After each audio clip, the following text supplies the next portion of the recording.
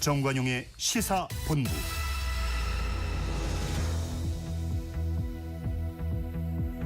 주요 정치 이슈들 거두절미하고 알맹이부터 토론해보는 거두절미 각서라고 합니다. 더불어민주당 대변인 장윤미 변호사, 국민의힘 대변인 지내신 송영훈 변호사 두 분 오늘도 나오셨습니다. 어서 오세요. 네, 안녕하세요. 네, 안녕하세요. 자, 전반부 공통질문 금주의 뜬 인물, 진 인물.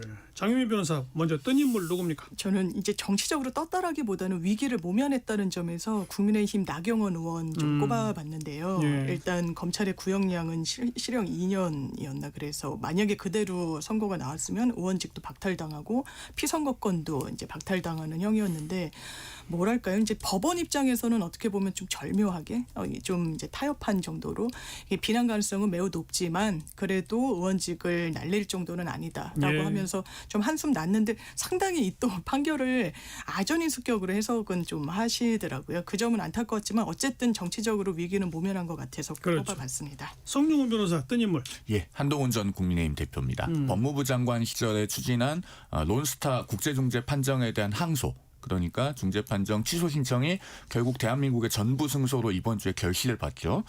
이것을 김민석 총리가 나서서 브리핑을 하면서 새 정부의 쾌거다, 이렇게 하는 바람에 오히려 한동훈 전 장관의 결단이 돋보이게 됐습니다. 왜냐하면 2022년 8월에 우리가 론스타에게 2,800억 원 정도를 배상해야 된다는 국제중재 판정이 있었죠.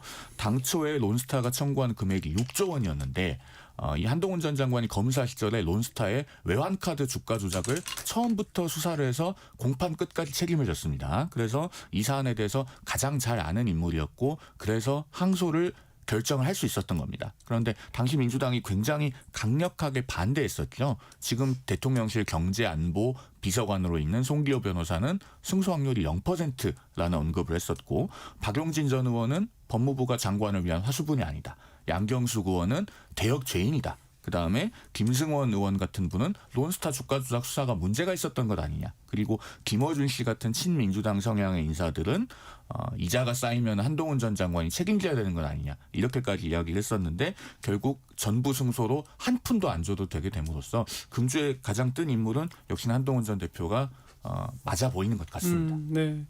뭐 지금 쭉 과거 민주당 쪽 인사들의 발언을 조목조목 사실로 다 발표해 주셨으니까, 그런데 이제 김민석 총리 입장에서는 그래도 어쨌든 현 정부의 법무부가 마지막까지 그걸 절차를 끌어가지고 승소를 이끌어냈으니 우리 정부의 쾌거다라고 표현할 수는 있는데, 한동훈 장관이 거기에 대해서 이제 뭐라고 발언하고 나서 곧바로 김민석 총리도 법무부 장관도 그 당시 한동훈 법무부 장관 아주 잘했다라고 언급한 거, 이건 잘한 거 아니에요? 잘했으니까 그렇죠? 잘했다고 할 수밖에 없는 거고요. 그 결단이 어쨌든 성과를 냈고 이제 그 당시에 이게 실제로 항소로 뒤집어지는 비율이 1.5%, 그러니까 뭐 10%도 아니고 2%도 안 되더라고요. 그러니까 이게 어마어마하게 어려웠던 소송이니까 그 당시에 이제 문제 제기도 있고 이게 또 걸려 있는 돈이 워낙 크다 보니까 예. 이게 만약에 또 패배로 기결이 되면 이제 이자까지 붙고 이제 이런 부분까지 이제 종합한 우려의 목소리가 있었던 것도 사실이고, 하지만 이제 좋은 결과를 냈을 때 이게 뭐 과거 정부든 현 정부든 어쨌든 현 정부의 또 법무부가 뭐 쾌거라고 할 수 있는 거가 예. 자체가 한동훈 전 대표 그 당시에 이제 법무부 장관의 어떤 성과를 지우려고 하는 게 아니고 다만 좀 아쉬운 건 이런 대목이에요. 이제 한동훈 대표 잘했고 본인이 얘기하지 않아도 이걸 공치사라는 생각이 좀 드는데, 하지 않아도 국민들이 다 평가하실 건 평가하실 겁니다. 그런데 거기서 한 발 더 나아가서 내가 이렇게 잘했는데 민주당 숟가락 얹지 말아라 라고 하고, 이게 본인 개인의 공이 아니잖아요. 정확하게는 법무부의 그 국제 법무 업무를 하시는 분들이 쭉 이제 이어왔던 부분이 있고, 더 나아가서 민주당은 그냥 약 팔라고나 하십시오, 뭐 이런 발언을 하는 건 뭐랄까요, 이게 그릇이 큰 정치인이 아니라는 걸 또 본인이 보여주는 걸로 오인받을 수도 있겠다, 이런 생각이 듭니다. 근데 그릇이 크지 않다는 평가는 김민석 총리한테 어울리는 것 같아요. 왜냐하면 새 정부의 쾌거라고 해놓고 이틀 뒤에 주워 담기 위해서 뭐라고 얘기했냐면 한동훈 전 장관을 만나면 잘했다고 말씀드릴 생각이다. 그거는 잘했다고 말하는 겁니까 아닌 겁니까? 그다음에 하나만 더 짧게 짚으면은 이 국제법무국이라고 하는 조직 자체가 한동훈 전 장관이 론스타 국제중재 판정에 대해서 항소하기 위해서 만든 조직입니다. 네. 자기가 그 국제법무국을 신설해놓고 항소 결정해놓고 나갔거든요. 그리고 이 국제중재의 구두별로는 올해 1월 21일부터 23일까지 런던에서 있었습니다. 그러니까 이전 정부에서 가장 핵심적인 구술 심리 절차는 모두 끝난 상태였다라는 점 말씀드립니다. 글쎄 나는 참 왜 이렇게 사람들이 한 번만 더 생각해 보면 네. 진짜 딱 1분만 더 생각해 보면 우리가 이런 논평을 하면 총리실에서 틀림없이 그 당시 우리 민주당 인사들이 이렇게 반대했던 거 한동훈 전 장관 이렇게 나올 건데 한 1분만 더 생각해 보면 안 되나요? 저라면 1분만 더 생각해서 아예 발표 당시에 당시 한동훈 법무장관이 주도해서 이걸 항소한 거 참 잘한 결정이었고 그리고 우리 정부도 이어받아서 수고 많이 해서 이렇게 좋은 결과를 얻었습니다. 여러분. 이러면 끝나는 거 아니에요? 그런데 결과 발표에 대한 어떤 입장을 정부에서 낼 때 전 정부의 특정 법무부 장관을 거론한 게 저는 맞았나? 물론 성과가 있지만 그것을 굳이 브리핑까지 하지 않았다고 해서 그게 잘못됐다고 할 수 있나? 이런 생각이 들긴 하더라고요. 당장 총리실의 브리핑 직후부터 이런 얘기가 나오는 건 예견된 거잖아요. 그럼 한동훈 장관의 캐릭터를 말씀하셨듯이 보면 뭐 특정 장관 이름까지는 거론 안 하더라도 그 항소 제기에 당시 매우 우려가 많았으나 전임 정부에서 실시한 것은 잘한 일이고 뭐 이 정도 할 수 있는 거 아니에요? 그런데 저는 개인적으로 한동훈 전 장관의 반응까지 예상해서 그렇게 미리 얘기하는 게 맞았나라는 생각은 지금도 마찬가지고 그런데 한동훈 장관이 뭐 숟가락 얹지 마라 이런 거에 계속 나오니까 그러니까 우리는 잘하는 거 잘했다고 얘기를 한다라고 입장 정리가 된 게 아닌가 저는 생각이 듭니다. 아휴. 다음 금주의 진인물 장윤미 변호사. 저는 국민의힘의 장동혁 대표의 행보가 좀 이해가 되지 않는데요. 오늘부터는 장외투쟁에 나간다고 하고 장외투쟁의 명분도 뭐 어쨌든 독재타도 뭐 사회주의 세력 척결 뭐 이런 거던데 이게 과연 맞느냐. 국민들은 내란 세력 척결하라는 거 아니겠습니까?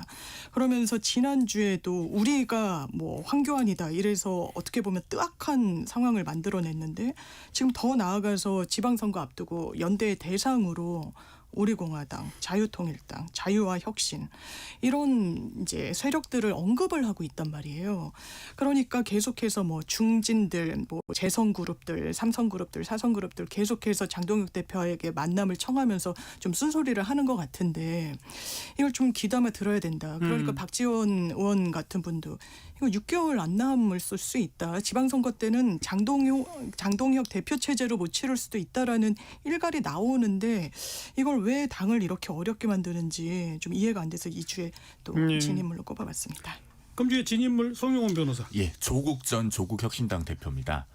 대장동 항소 포기와 관련해서 한동훈 전 국민의힘 대표와 논쟁이 붙었었죠. 그러면서 토론을 하자는 제안을 받았습니다. 왜냐하면 조국 전 대표가 이 대장동 항소 포기와 관련해서 추징은 피해자가 소재기할 수 있을 때는 할 수 없는 것이다라는 취지의 글을 올렸는데 이게 대장동 1심 판결문과 전혀 상반되는 주장 아니겠습니까? 그런데 여기에 대해서 지금 어떻게 조국 전 대표가 반응을 했냐면은 한동훈 전 대표는 공천부터 받고 오시다라고 하면서 장동혁 국민의힘 대표와의 토론을 제안했습니다. 일단 여기서 한 번 진 거예요. 자신 있으면 본인이 한동훈 전 대표의 토론도 받아야죠. 자, 그런데 장동혁 대표에게 토론을 제안하니까 장동혁 대표가 즉각 토론을 받았습니다. 그러면 이제 토론이 성사돼야 하는데 여기서 조국 전 대표의 반응이 또 본인이 졌어요. 뭐라고 얘기했냐면 조국혁신당 전당대회가 끝나고 지도부 및 조직 개편이 완료된 후 하고 싶습니다. 그 얘기인즉슨 지금 당장 토론할 준비가 안 됐고 지금은 곤란하다는 의미로 들립니다. 그러면 두 번 도망가는 거거든요. 여태까지 우리 정치사에서 공개적인 토론 제안을 받았을 때 이렇게 두 번이나 뒤로 도망가는 공당의 대표급 정치인이 있었는가라는 점에서 금주의 진인물로 꼽지 않을 도리가 없어 보입니다. 네. 자, 아까 나경원 의원 얘기가 나온 패스트트랙 1심 선고 결과가 어찌 보면 참 오래도 걸렸습니다만 금주의 가장 큰 정치 뉴스라고도 볼 수 있는데 유죄다. 그러나 의원직 상실형까지는 아니다. 뭐 1심 법원은 분명히 그런 정치적 고려를 한 겁니다. 네. 전 뭐 그렇다고 봐요. 물론 사법적 판단이지만 정치적으로 고려가 들어간 사법적 판단이다. 그렇게 볼 수밖에 없는 거 아니에요? 두 분 다? 법원이 이 사안의 맥락을 상당히 충분히 고려했다라고 보여집니다. 그리고 그러한 판결의 함의는 결국에는 법원의 판결을 통해서 정치의 사법화를 더 가속화시키는 건 하지 않겠다. 그러니까 이런 부분을 국회가 충돌해서 법원에 가져오지 말고 정치를 복원해서 이런 일이 다시 없도록 해달라라고 하는 그 행간의 의미가 있어 보입니다. 실제로 2019년 그 패스트트랙 충돌은 어느 한쪽만의 잘못이 아니지 않습니까? 국민의힘 의원과 전직 의원들에 대한 판결이 먼저 선고가 돼서 그렇지 지금 민주당의 박범계 의원이나 박주민 의원 같은 분들이 피고인으로 있는 사건도 다음 주 금요일에 결심 공판이 예정되어 예, 있습니다. 올해 연말이나 내년 초쯤에 선고를 하겠죠.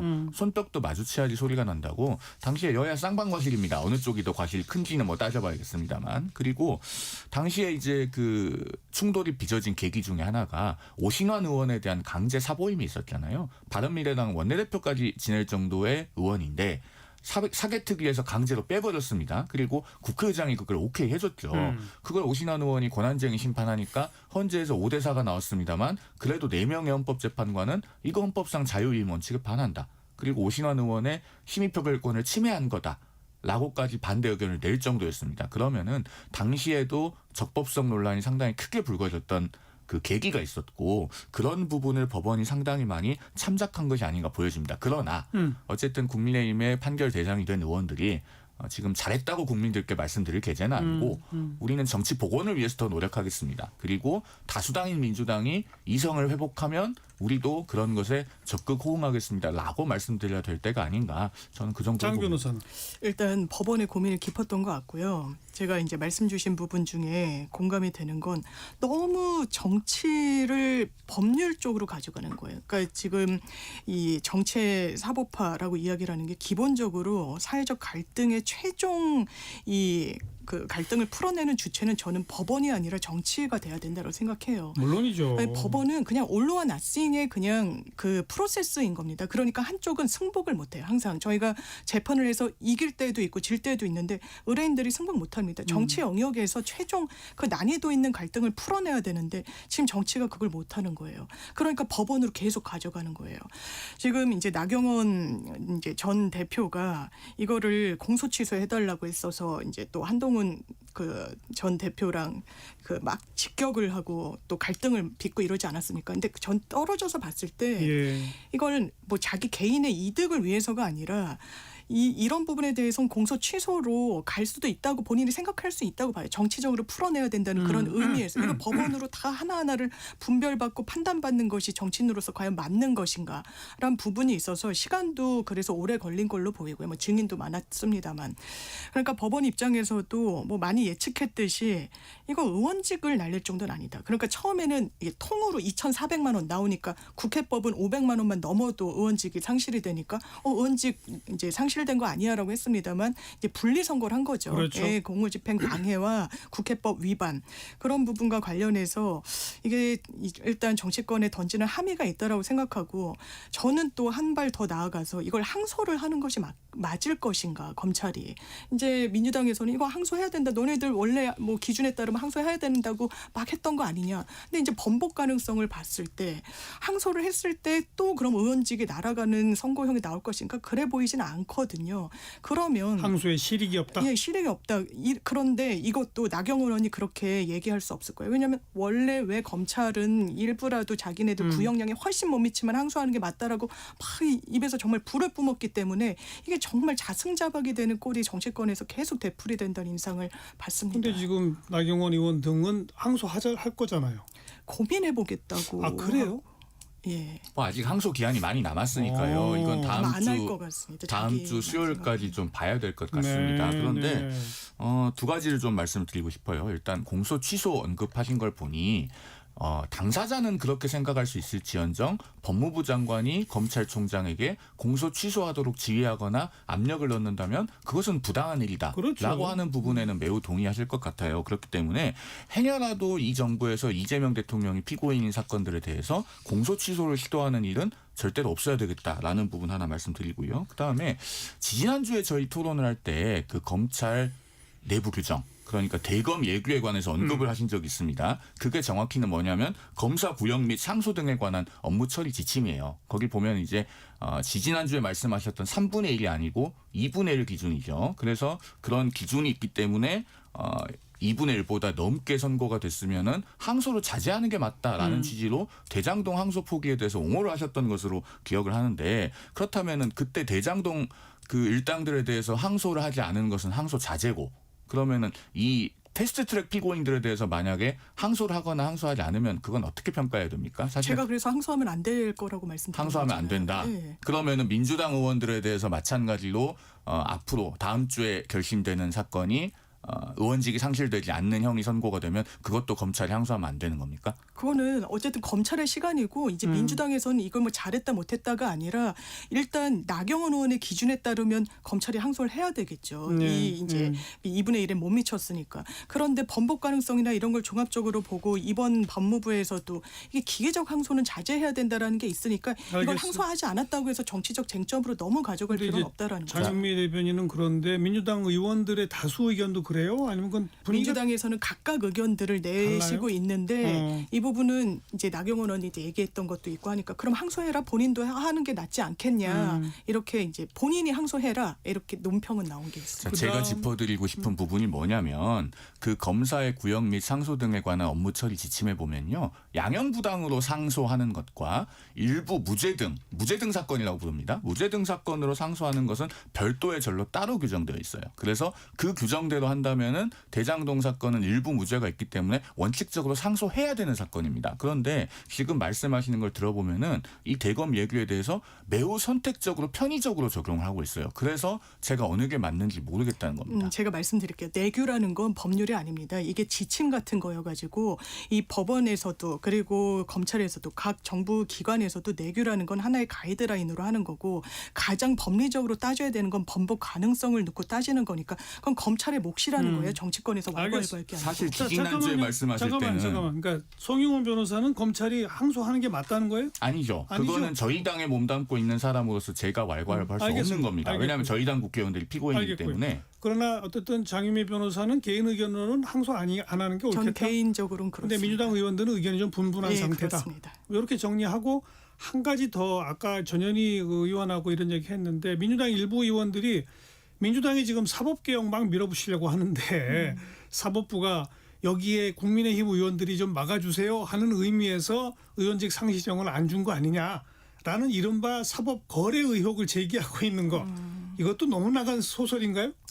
저는 일단 이제 사법부에 대한 불신이 워낙 좀 낮아졌고 뭐 조희대 대법원장도 이 법원 내부에서의 다면 평가인가요? 그것도 거의 뭐 20점인가를 받았더라고요. 100점 만점에. 그 어쨌든 법원 구성원들로부터 뿐만 아니라 국민 신뢰도 낮아지고 있으니까 법원에 대해서 이러저러한 추측 뭐 나가서 억측도 나오고 있습니다만 이 본건에 대해서 봤을 때는 해당 재판부가 뭐 큰 틀에서 내가 사법개혁에 국민의힘에 소구하기 위해서 왜냐하면 소구할 거면 이 판시에 뭔가 그러면 잘했다고 써야죠. 아주 비난 그럴 수는 가능성이 없죠. 높다고 썼거든요. 이제 형에 대해서도 그렇다면 나경원 의원이 이건 뭐 이론의 여지가 없이 잘못한 겁니다. 국회법 위반이고. 그런데 그러니까 이제 날릴 정도는 아니다. 장 대변인 보시기엔 사법거래 의혹 제기도 너무 소설이다. 뭐 소설, 네, 뭐 억측이다. 1시 33분이네요. 잠깐 교통정보 전해드릴게요. 이현 씨. 네, 고속도로 지방 쪽의 정체 구간 짧아지고 있습니다. 영동고속도로 강릉 쪽으로 용인 휴게소 부근에서 지체고요. 광주 원주고속도로 원주 방향 초월 부근에서 정체입니다. 경부고속도로 부산 쪽 경기권을 지나기는 이제 크게 어렵지 않겠습니다. 충청권의 정체도 풀려가고 있는데요. 그래도 아직은 입장에서 천안 쪽의 지체가 긴 편이고요. 그리고 천안호두 휴게소 부근에서 속도를 줄이고 있습니다. 옥산 부근 막히고 있고요. 청주에서 남이 분기점 쪽으로 불편하겠습니다. 서울시내 강변문호 구리 쪽 원효대교 부근에서 추돌 사고 있었습니다. 방화대교부터 여파를 받고 있습니다. 올림픽대로 하남 쪽으로는 양화대교에서 한강대교 쪽에 이동 답답하실 텐데요. 4차로에서 녹지 작업하고 있습니다. 반포에서 영동대교 쪽으로 정체입니다. KBS 교통정보센터였습니다.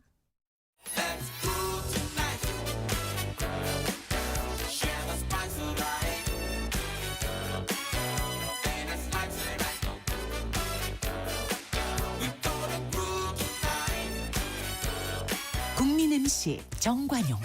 KBS 1라디오 정관용의 시사본부. 들어보면 달라요.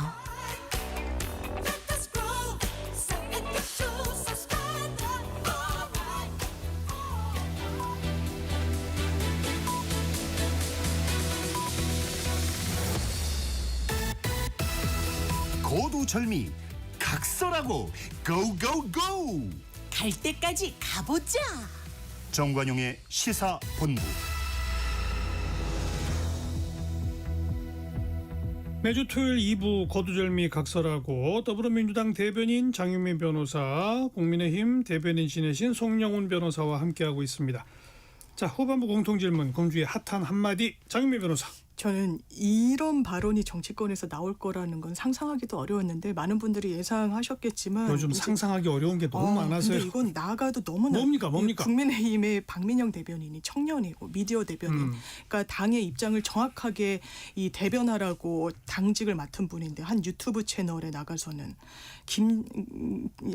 예지 의원을 향해서 눈 불편한 걸 빼면 기득권이다. 어떻게 이런 말을 합니까? 더 좀 놀라운 건 장애인인 걸 천원으로 알아야 된다라는 거예요. 왜냐하면 그것을 토대로 뭐 비례도 2번 하고 이런 부분에 대한 문제의식을 드러낸 것 같은데, 한 발짝 더 들어가서 왜 그런 얘기를 하는지, 이제 한동훈 전 대표에 대한 어떤 비토, 그 비난의 마음이 굉장히 강한 걸 알겠어요. 김혜지 의원이 한동훈 대표 체제에서 비례대표를 또 2번 했고 한동훈계로 분류가 되고, 그래도 이거는 이렇게 말할 수 없는 거, 왜 정치를 하는 것인가에 대해서 상당히 물음표가 많이 생기고, 더 사실 놀라운 건 그렇죠. 국민의힘 지도부입니다. 이거는 본인이 사의 표명과 무관하게 당직이든 뭐든 거리를 두고 이 당직을 박탈해야 되는데, 뭐 그럴 수도 있다. 뭐 꼬리 자르기에 어떤 뭐 관행 운운하면서 품어주는, 그러면서 신동욱 최고위원의 발언도 이해가 되지 않았는데 이런 거예요. 공고롭게 장애인이라서 그런 거다. 장애인이라는 것 자체를 공격의 수단으로 삼은 거예요. 공고롭게 김혜지 의원을 비판했는데 그분이 장애인이었던 게 아니고요. 사실관계까지 호도하면서 감싸고 도는 그 이유를 모르겠다. 정말 나쁜 정치를 한다. 이런 생각이 듭니다. 저는 그 문제에 대해서 이번 주 월요일부터 일관되게 방송에서 비판의 말씀을 드리고 있습니다. 명백하게 잘못된 발언이고요. 당 지도부도 경고를 했던가 그렇죠? 뭐 엄중 경고라고 하는데 그렇죠? 사실은 그게 엄중 경고가 결국에는 뭐 구두 경고 같은 것 아니겠습니까? 그렇기 때문에 이 사태에 대한 올바른 해결책이 될 수 없다고 저는 생각합니다. 사실 이런 그 발언이 있었을 때는 당사자는 토달지 말고 사과하고, 그다음에 대변인이라고 하는 직책을 내려놓고, 그리고 상당 기간 자숙해야 됩니다. 그리고 내가 정치를 왜 하는가에 대해서 근본적으로 성찰을 봐야 돼요. 한 가지 더 말씀드리자면, 저는 이 사안에 대해서 그 젊은 박민영 미디어 대변인을 당 지도부가 솜방망이 처분을 하고 넘어가는 것이 오히려 그 정치인을 망치는 길이라고 생각합니다. 우리가 서양 속담에도 spare the rod, spoil the child라고 하잖아요. 매를 아끼면 어린아이를 망친다고 하는 거죠. 사실 이럴 때 따끔하게 제어하고 사과를 하도록 하고, 그래야 이 정치인이 거듭날 수 있는 계기가 있는 겁니다. 그렇지 않고 여기에 대해서 제대로 된 책임을 지지 않으면 나중에도 정치에 돌아오는 것은 극히 어려울 겁니다. 두 분이 아주 이구동성으로 하셨네요. 금주의 핫한 한마디, 송영훈 변호사.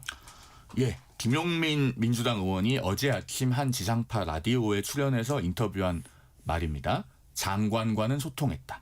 이게 무슨 얘기냐면, 지금 민주당 법사위원들이 전대미문의 대장동 항소 포기, 7천억 추진 포기에 대해서 왜 이렇게 결정했냐라고 검찰 내부망에 글을 올린 18명의 검사장들에 대해서 고발을 한다고 하죠. 그런데 이것에 관해서 라디오에 나와서 정성호 법무부 장관과 소통했다 라고 이야기를 한 겁니다. 이 내용을 제가 좀 정확하게 말씀을 드리면, 김영민 의원이 이렇게 얘기를 해요. 12일에 저희가 법사위가 있었는데요. 그때 장관과는 소통했습니다. 법무부 장관에게는 경찰에게 수사를 하게 해야 된다. 그래서 우리가 고발을 하겠다. 고발하면 협조할 거냐라는 취지의 질문에 장관은 고발하면 적극 협조하겠다는 취지의 답변했습니다. 즉 장관하고 다 협의하고 민주당 법사위원들이 나서서 이 검사장들을 고발한다는 거예요.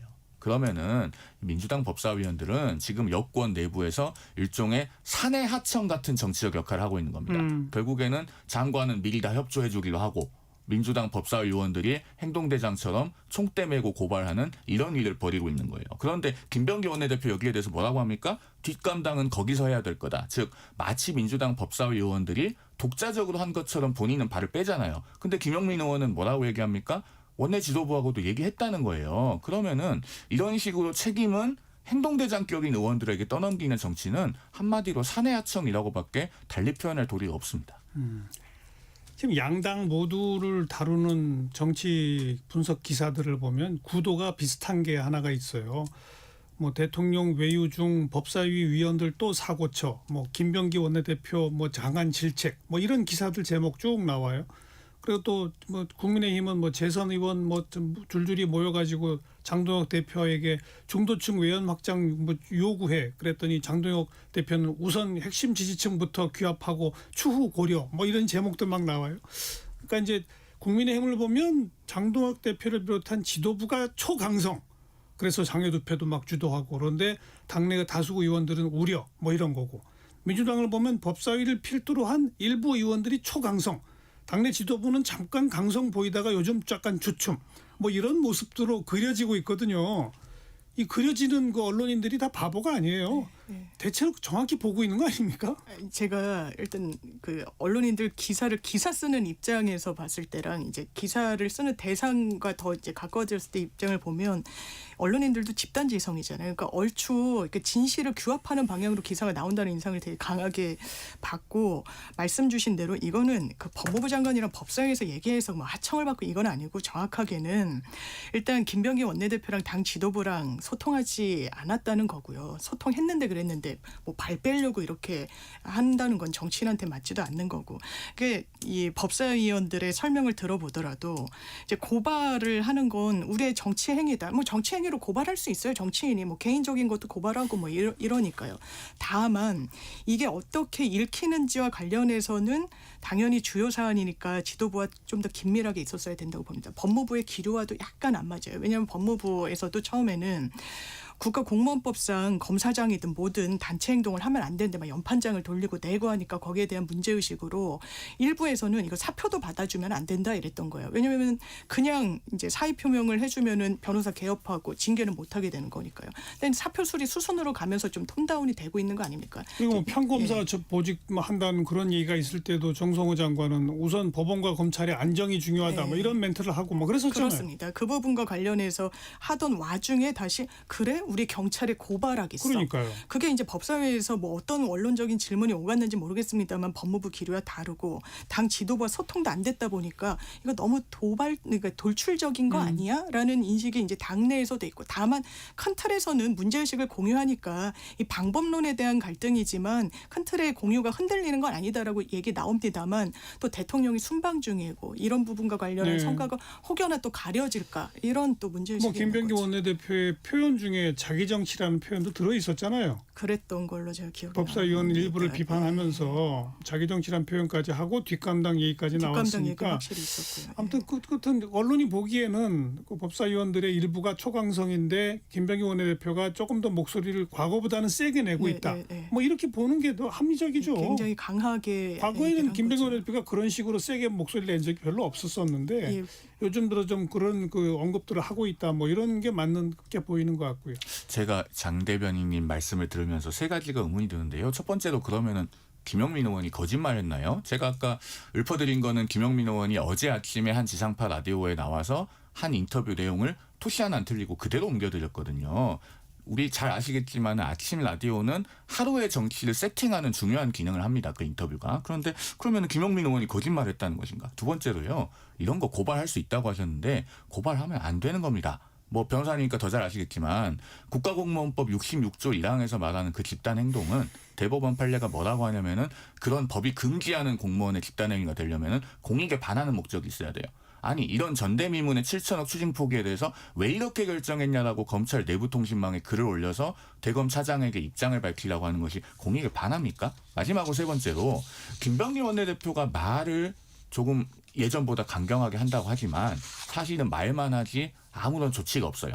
정말로 민주당 법사위원들이 하는 일이 당의 기조, 노선, 철학, 당론 이런 것에 반한다면요, 윤리위에 보내든가 아니면은 적어도 원내대표가 교섭단체 대표의원의 권한으로 사보임을 시켜야죠. 정말 법사위에서 문제되는 의원들은 법사위에서 빼야 되지 않겠습니까? 그런 것을 그동안에도 한 번도 하지 않고 전부 법사위원들이 독자적으로 결정한 것처럼 정치적인 책임을 떠넘기고 있는데, 그런 것이 바로 고도의 역할 분담인 겁니다. 말씀을 답변하세요. 드리면요. 일단 법사위에서 제가 그 송 변호사님이 말씀 주신 그 워딩을 보더라도 법사위 공개된 전체 회의에서 이 법무부 장관에게 물었던 걸 김용민 의원이 어떻게 보면 본인 입장에서 라디오에 나와서 설명한 것으로 보이는데 예. 그걸 가지고 법무부 장관의 하청 이렇게 운운하는 건 팩트와 다르다는 말씀을 드린 거고요. 대법원 판례 말씀을 주시는데 국민의힘이 말씀 주신 걸 그대로 말씀을 드릴게요. 대장동과 관련해서도 이게 번복 가능성이 없다. 판시도 이건 산정이 안 된다고 했을 때 국민의힘에서 뭐라 그랬습니까?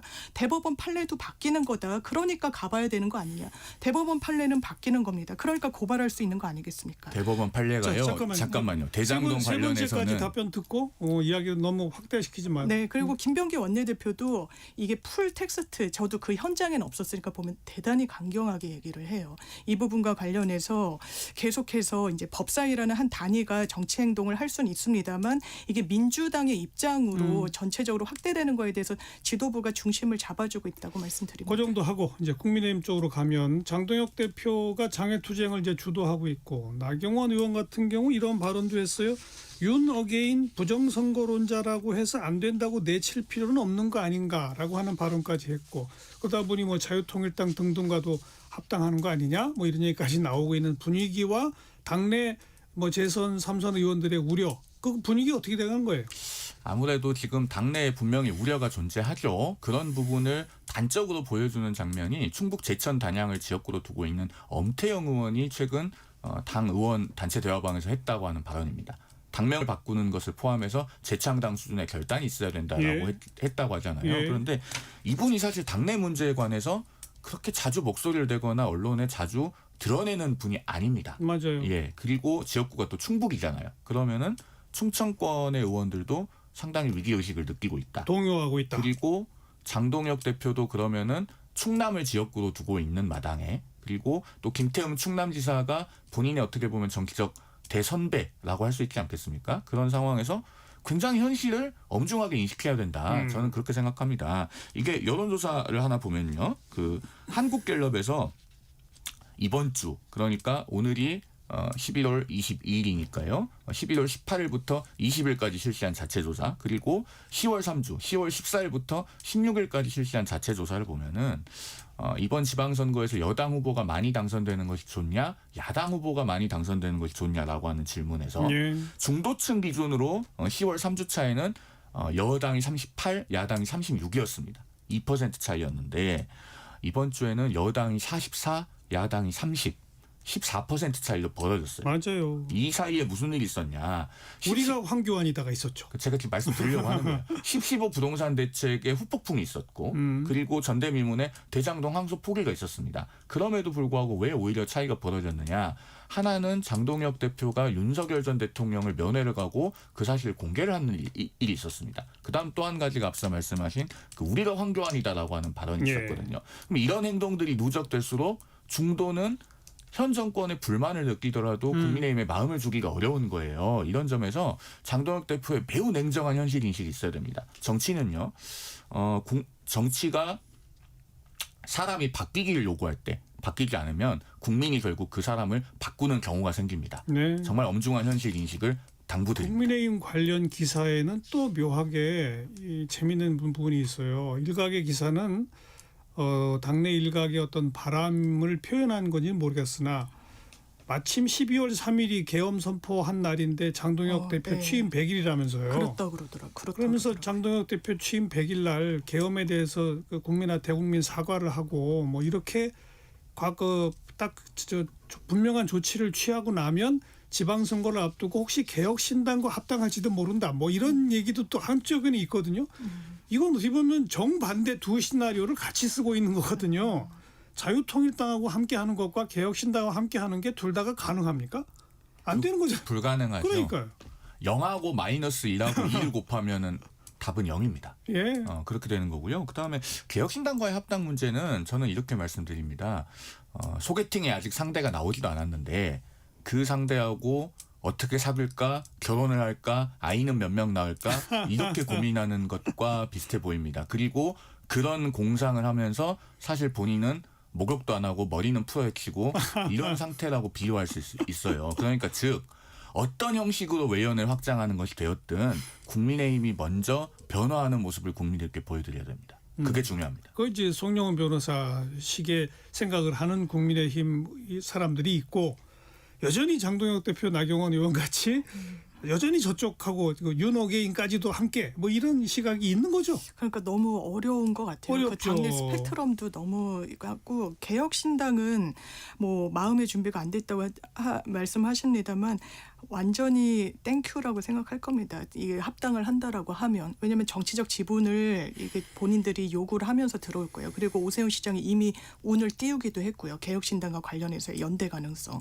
그리고 원래 뿌리가 이준석 전 대표 같은 경우에는 이 지금의 국민의힘에 다 있기도 하고요. 어색하지 않고 그 결합이.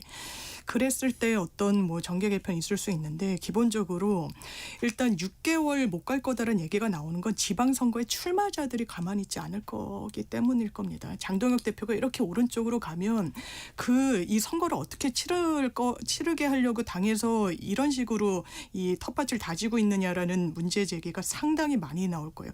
그러면 그 전에 변모는 분명히 꾀할 수밖에 없을 거거든요. 구조상 이런 생각이 들고 그렇다면 그 연대의 대상이 지금 그 외곽에는 국민의힘 입장에서는 한동훈 대표가 있고 개혁신당이 있고 뭐 아주 극우에 있지만 극우와 진짜 손잡기는 어려울 거라고 보고 그렇다면 개혁신당과의 어떤 연대 가능성 내지는 합당 가능성이 저는 조금 더 높다라는 생각이 듭니다. 저는 개혁신당과의 합당 문제는 이렇게 생각합니다. 개혁신당의 구성원들 그리고 그 당원이나 지지자분들에 대해서는 대단히 존중합니다만 이준석 대표가 과연 합당을 했을 때 보수 전체의 어떤 시너지 효과를 내줄 수 있는 정치인인가 거기에 대해서는 여전히 큰 물음표가 그려져 있고 그 물음표 떨어지지 않은 상태라고 생각합니다. 왜? 지난 대선 때 사실 우리 국민들께서 경악하실 만한 혐오 발언을 공개된 토론에서 했잖아요. 그리고 많은 국민들께서 아직까지 그걸 기억하고 계십니다. 그래서 상당수의 여성 유권자들에게는